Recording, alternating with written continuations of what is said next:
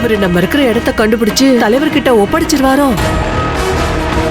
எதுக்கு பெரிய பெரிய வார்த்தையெல்லாம் பேசுறீங்க? என் தம்பி மாதிரி அந்த பையன். நீங்க வாங்க, முதல்ல வீட்டுக்குள்ள வாங்க. என்னால இனிமே இங்க ஈஸ்வரியால நடிக்க முடியாதுக்கா.